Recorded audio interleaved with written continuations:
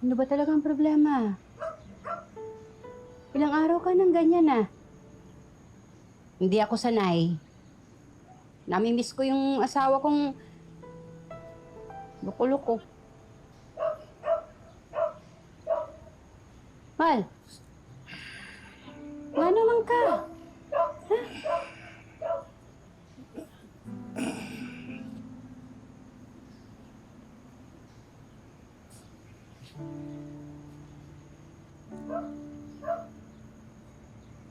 Ano ba yun? Sabihin mo na. Nakita ko si George. Sound engineer na pala siya ngayon sa Astra. Macho. Maayos, malinis. Mukhang successful na yung loko. Nanliit ako. Kasi milya-milya na yung layo niya sa akin. Samantalang noon, dito ako. Tapos siya nandito. Mas nakakaangat ako sa kanya. Iniisip ko tuloy. Sana hindi ko nalang binitawan yung pagiging musikero. Sana ngayon, maayos ang buhay natin. Maganda yung bahay natin.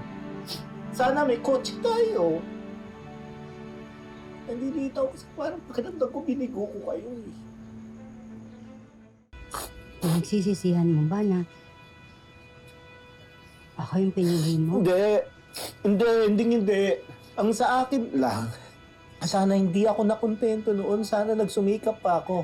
Sana hindi ako nakontento na ibigay lang sa inyo yung kaya kong ibigay. Tingin mo ba hindi kami kontento ni Jenny? Oo.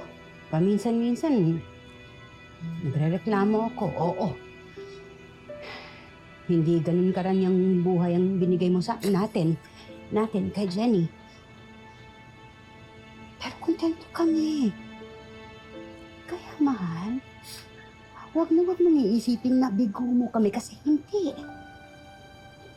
Bilang asawa, bilang ama, panalo ka. Successful ka. Paldo. Talaga? Wala na kaming hanapin.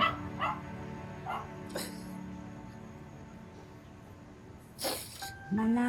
Oo. Salamat. Wala na. Okay na ako.